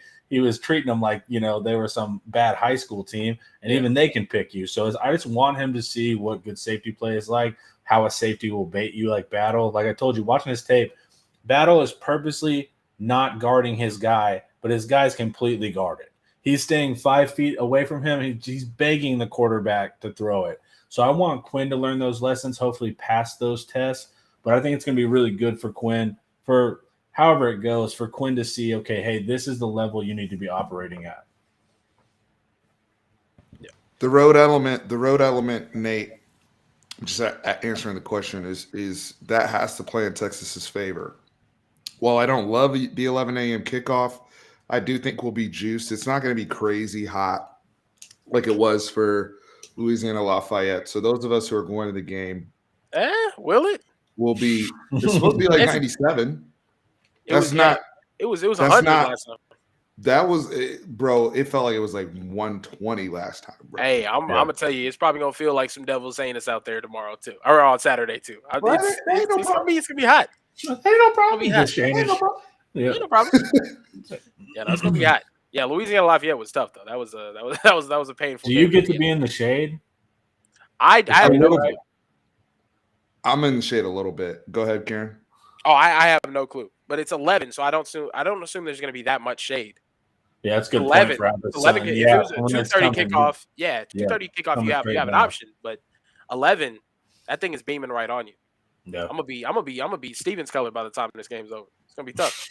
I'm gonna be out there for real. You said they ain't gonna be calling me a light-skinned brother no more. No, I'm getting chocolate out there. It's gonna be a good time.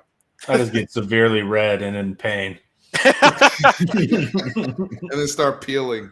Yeah, exactly. Yeah. Got to put some SPF 1000 on you. Dude. You're right. I was in Mexico like 2 weeks ago, dude, and I was just everywhere, man. Oh man. Yeah, no. I honestly, I would love for that to have a big effect on how they play. But also, do you guys think the timing of this game is going to affect, like, because this is my thing. A night game, it's the biggest game of our year. I think it's a completely different environment. I really do. Yeah. 11 a.m., an 11 a.m. kickoff is conducive to an ass-kicking environment.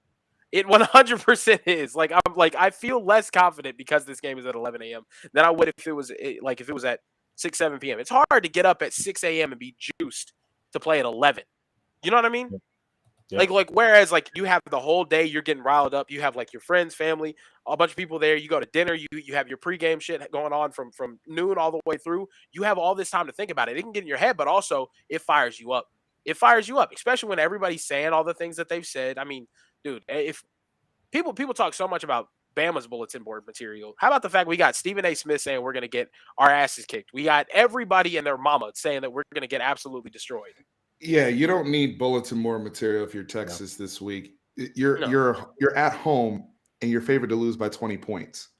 There shouldn't be any other thing you need to I be do motivated. like the psychology of Bama though, because they're so dominant, but they still want to generate bulletin board material to get themselves motivated, like the band thing that got overblown. It's like personally, I don't like that policy either, putting bands way up, but we do that for everybody. But the Bama media side was like, look what they've done. And it's like, when you're that dominant, you don't think you would need to try to generate bulletin board material or hype it up.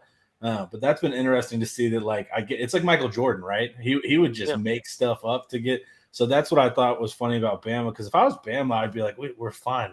We're Bama. We don't need to generate fake rivalry stuff. But that's been funny this week to see. I want to give a quick shout out to Fancy Boots, Fire the Cannon podcast. Homer and I, we were both the last 2 weeks or guess Mike Hardbar Harge this week on the show previewing Bama. Make sure y'all go follow Fire the Cannon podcast. Absolutely. My great friends. I'm actually going to have them on the channel this week so we can talk about what it was like to be at the game. So you guys look out for that content next week. The other thing I wanted to touch on before we wrap, because looks like we're going over slightly over, but it's an over. So you won, Homer. Mm-hmm. Outlook for the rest of the season. So I have two questions for y'all. Number one, do you think my buddy from DC, my friends from actually a buddy texted in our DC group chat, and I got super defensive about it, but they told me that Sark sounded weak for saying this game doesn't define our season. Basically, like he's like, bro, why are you trying to act like Bama's not a big deal? Now, granted, they are looking at it from a national perspective. Like you guys are playing the number one team. They're coming to Austin. Steve, why is your coach acting like this ish doesn't matter, right? And so, A, do you think that's weak? I thought it. I don't think. I'm like, no, he's being practical, but that was just me. Yeah. And B, what are things that are fair to judge this team on for the rest of the season, and things that where you're like, you know what, no matter what, I'm still excited about our trajectory in the Big 12 and so on and so forth. Homer, I'll let you go first. Progress week after week. And I do agree. This game does not define the season. I mean, technically it does not. You can still go to the Big 12 and kind of win that. If you get really beat by Alabama, I feel like ULM and Alabama both are kind of equal in that they won't matter too much in knowing how the rest of the season will play out. We did really good versus ULM. I don't think that means as much. You do really bad against Alabama. I don't necessarily think that means as much. So I just want to see growth when we're actually talking about getting into the Big 12. I want our star players to play like star players, though. Mm-hmm. So I want Collins. Amen. I want the guys we know can maximize. Jameson.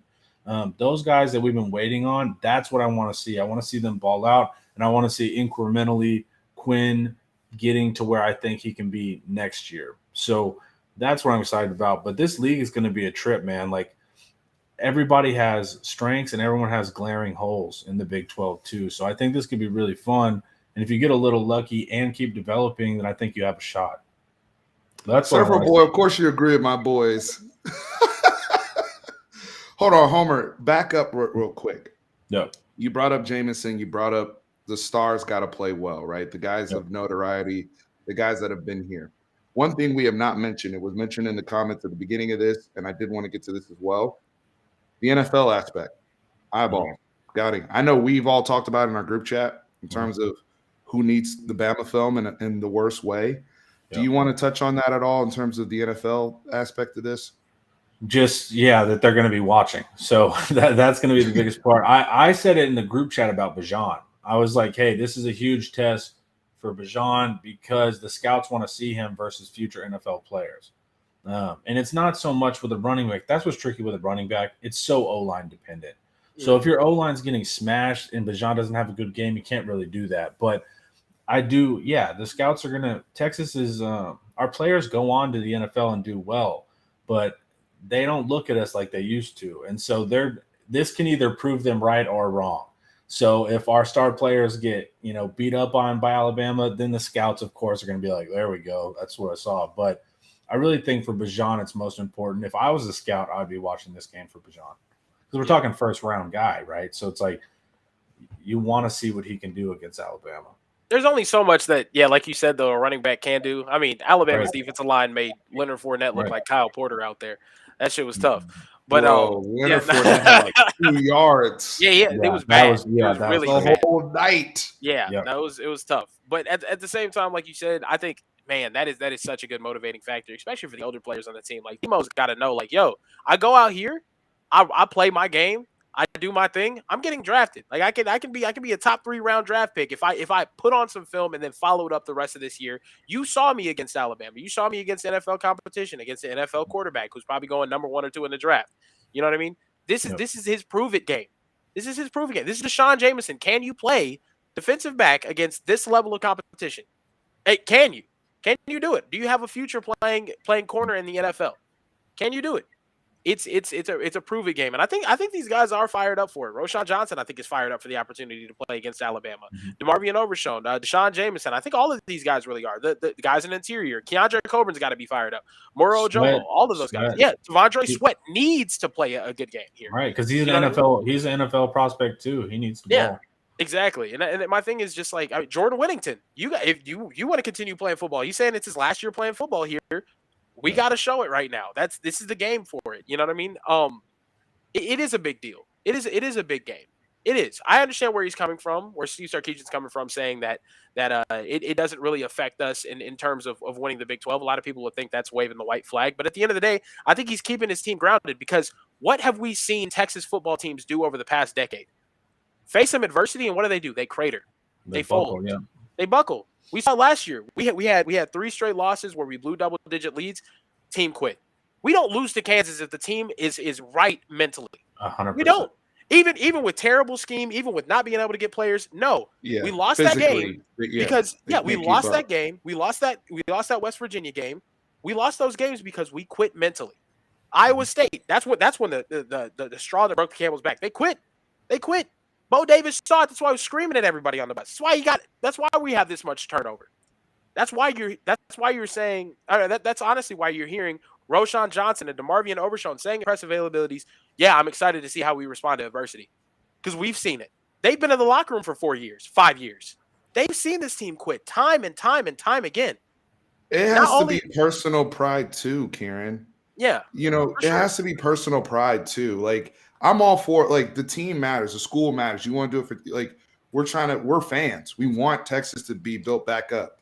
But Dorian said this earlier, and Dorian Johnson, Roshan's brother, and Dorian and I have been talking about this for some minutes. Dorian, you can correct me if I'm wrong. We've been talking about this for a while.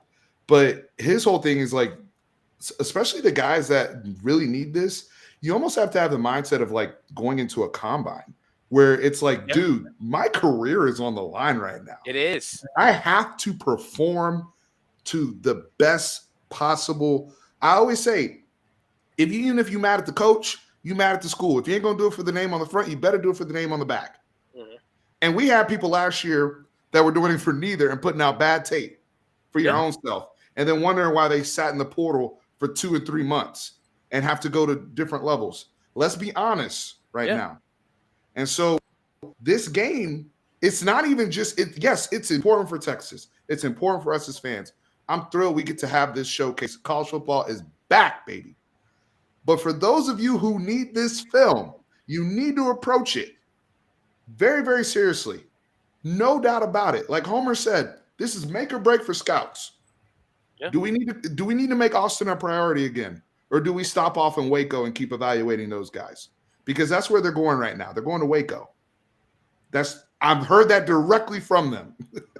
No joke. Yeah. And so these are things we got to consider. I want to get into parting shots because we're going to wrap. Kieran, anything else you got left on your plate, man, before we want to, I know we're all going to be doing spaces and all those things, but last parting shots on this stream. I will say this, regardless win or lose in this football game, how Texas responds to adversity in this game, out of this game, and adversity can be in different shades, sizes, goodness. Kieran's dog jumping in. We're playing Bama this week. I got to handle the situation. Go ahead, Over. Well, his is super similar. When we were talking earlier, and I'll end up taking his. But look, of course you want to win this game, but you want if you can be playing competitively going into the fourth. Our guys didn't quit. Our guys didn't physically wear down. That's also a big one. Those are the kind of things. It is what Kieran's starting to say. It's respond. Can we take a punch? Because the odds are stacked against you. But how do you play in that situation when they make those giant momentum swings? I talk about it at the end of my video. Can you respond? And so it sounds a little cop-outy of just like, I hope we really try hard. But that's really where I'm at is because we saw last year we lost that spark. And Alabama's going to make plays. So if they make an awesome play, are we able to respond immediately? Those kind of things. Can Quinn answer back in game? Those are the kind of things that I'm most excited for. And then 2, can we stay physically conditioned against Alabama going into the fourth? Yeah, I'm excited to see what the team looks like in a back and forth game as well too. I mean, like even if it isn't back and forth, I'm excited to see what this team looks like playing for 4 quarters, possibly. You know what I mean? Like seeing what these starters look like later on in the game, whenever things aren't going their way, how do they respond? But like I was saying before, my dog, rudely interrupted me. My dog is not. I got pictures of my dog in a Texas jersey. We're not doing this Bama crap. All right. Thank you very much. Yo, you're getting cooked right now, bro. Yeah, no, it's crazy. It's crazy. Everybody said the dog said roll tide, damn it. I know. It's terrible. Terrible. But listen. I'll say this. I think this game is important. It's a very big game. But responding, like, how does this team respond to adversity? And adversity can be a solid performance. It can be playing within a touchdown. And I think everybody, including me, I'm sorry, I'm talking crap. If we play within a touchdown after everybody's been telling us all offseason we're getting absolutely murdered, I'm taking that moral victory. I don't care, guys. I'm not gonna lie to you. I'm taking that moral victory and I'm running with it. I don't want the team to, though. You know what I mean? I want the team to still want to go out there, prove it, play well the rest of the season. It doesn't. This one game doesn't define our entire season. It won't. You're gonna have to hear everybody say, "Oh, Texas isn't back if we lose," or all the crap that happens to the University of Texas. You know what I mean? But at the same time, I think it's an opportunity for these guys to go out there and show their talent. It's an opportunity for these guys to go out there and show that they're going to be a competitor eventually. It's a program that's trying to rebuild the culture, and how we respond, how we handle this amount of adversity that's coming in is going to show me how well this team's going to be able to handle this coaching staff moving forward. The teammates that we have on the team right now, like it's gonna show you a lot about how this team can push forward through the ups and downs. Because that's one thing that I don't think a lot of other teams have responded well to. I think maybe there was some entitlement after beating Georgia in that Sugar Bowl. Maybe there wasn't. You know what I mean? Like maybe there was some complacency. How does this team respond? Win, lose, draw, close game, blowout, whatever it is? I want to see how they respond. I think, to add to the adversity point, sometimes you have to overcome the adversity of officiating and poor officiating. So, Tracy, you are on notice since you're choosing to back the Zebras here in the comments. And we respect you guys, very difficult job out there. But we all know how it goes. The closer the game, the more the eyeballs start to get fixated on officiating. But we're not going to touch on that too much. I don't want to jinx myself, but hey, you're right. The officials will not decide this game. Thank you for saying that, Tracy. Hopefully you've relayed that message to the brethren calling this game. What conference is even calling this game? Who is it? Big Ten, ACC? Who's calling the game? I don't know. Somebody let me know. Group chat, you got to tell them to handle it well. I hope it's not Big 12 refs. That's all. It can't be. Sometimes they do, though. Sometimes they do. They're all like I didn't know. I thought they had to do a different conference. I hope it's a different conference. Good God, give me. Oh, I don't like the other refs though. It would need to either be like Big 10 or Pac-12. Is there one group of refs that everybody these guys are exemplary? Oh, they're pretty solid. Yeah, no, I feel like every conference is like our refs are the worst. Yeah, that's very true. Yeah, I mean, I don't hear much about Pac-12 refs. Maybe, I don't know. You don't hear much. The less you hear bad about a group of refs is probably how, like, whatever conferences referees don't have a Twitter page dedicated to how ass they are. I want that. I want those guys. You know what I mean? Like it, Dustin. He said he got his receipt saved. Guys, make sure, first and foremost, we're going to wrap up here now.